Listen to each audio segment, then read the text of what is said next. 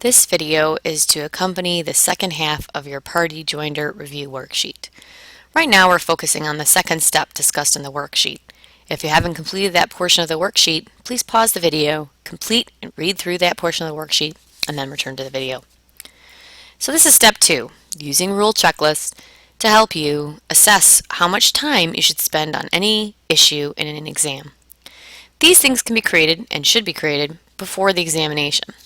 What you do is you take basic aspects of the rule and break out the elements, such that you can basically run through the facts and check the box to make sure that you have enough discussion.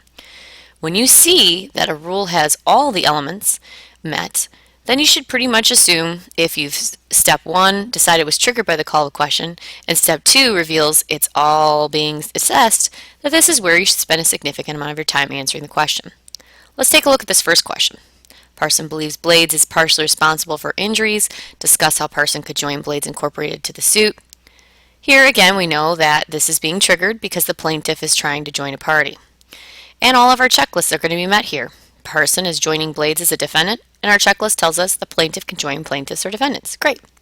Our second element, the claims must arise out of the same transaction or occurrence. If we think about it, the claim against Deckler is from the same accident as the potential claim against Blades. So that gives us the same transaction or occurrence. Lastly, there needs to be a common question of law or fact between the two claims. One common question will be the cause of the accident.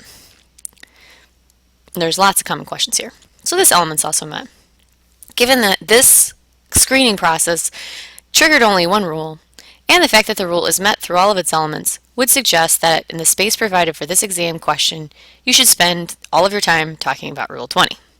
Now remember, the checklist isn't about all of your analysis. For example, you could expand upon the same transaction or occurrence, in this like using the logical relationship test. In this particular fact pattern, it would be very brief because there isn't much debate that this is not the same transaction or occurrence. But you may find situations where the debate is a little bit more ambiguous and that there's more room for arguments on both sides, in which case your analysis should be deeper. But note, your checklist will still remain succinct so that you can figure out how to apply it. Now during the exam, you may not want to rewrite all of this. In fact, I would encourage you not to think about rewriting your entire checklist on your scratch paper. But you can at least think about having a rough outline of the facts and a note to yourself that it does meet all of the elements. Look at our second exam question. Remember, this was the very broad one. Deckler would like to add Blades Incorporated as a party to the suit. Discuss whether and how Deckler can get Blades to join the lawsuit. Whether we phrase this as he'd like to join Blades or he'd like to add Blades, the idea is it's broadly phrased and it potentially raised for us, we said, Rule 14 and potentially Rule 19. The trigger for 14 is a defending party trying to claim through indemnification or contribution that this non-party owes them for the claims brought against the defending party. We have that trigger here. And if we look through our elements, we find them as well. Do we have a defending party who's trying to join a non-party? Yep. Deckler's the defendant trying to join Blades. Now the non-party, Blades, is or may be liable to the defending party, Deckler, for all or part of the claim against the defending party. So, in this situation, what you're saying is Deckler is the defending party, Blades is the non-party, Blades is or may be liable to Deckler for all or part of Parson's claim against Deckler. And here, as a joint tortfeasor in a joint and several jurisdiction, Blades is likely to owe, or may at least be likely to owe, to Deckler a contribution as a joint tortfeasor. And so if you see here, all of our elements of our checklist are met, suggesting that in the time and space provided for this question on the exam, I would spend a significant portion talking about Rule 14. We also saw from the same question that Rule 19 might get triggered. We have a compulsory joinder of a necessary non-party. What we'll see, however, though, is that while this one is raised, it's not ultimately going to be successful. Why? Because when you think about who is a 19A necessary party, we know that Blades is a joint tortfeasor, and that under the reasoning of the Supreme Court in the case of Temple, they will not meet this standard. So we're done with the discussion of Rule 19.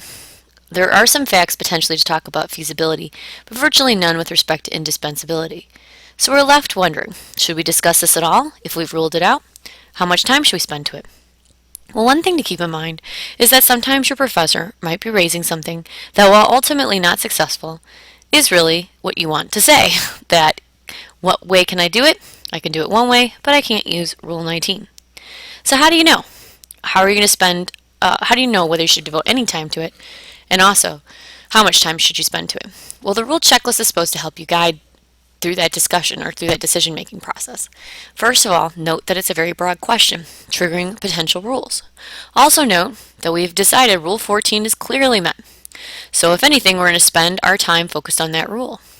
We may just get to this portion of the Rule 19 analysis and end, saying that we have this application of temple would suggest that blades cannot be a Rule 19 party. But my discussion of it would be much shorter and brief because while the question's broad, Rule 14 is our best avenue. All right, look at the call to question. If it says discuss all possible routes, then I'd be more inclined to talk about Rule 19. But it is broad here, and that gives us the opportunity to at least tell the professor that we understand Rule 19 is not going to work. Look at the time and space you have allotted. Would it permit for Rule 19? If so, you might want to provide a brief discussion. But what you shouldn't do is provide the same amount of time on Rule 19 as Rule 14 for this question, because 14 is clearly the winner. Let's change the question a bit and see how it would redirect our analysis. Note here that our last question, Deckler moves to dismiss the action under 12b7 for failure to join a necessary party, only triggers Rule 19. That's the only way to dismiss a case for failure to join a party is through Rule 19. So it's clearly triggered and is the only thing we can discuss. We're going to come to the same answer as we did under the last call of the question. But because this one only opens up Rule 19, we know for sure that we would want to talk about and fully apply the 19A analysis. Whether you go on to the next two, again, depends upon space provided, time provided, and whether you have facts to discuss. So hopefully you can see how creating rule checklists might help you in assessing what to talk about in an exam and how much time to spend on those topics.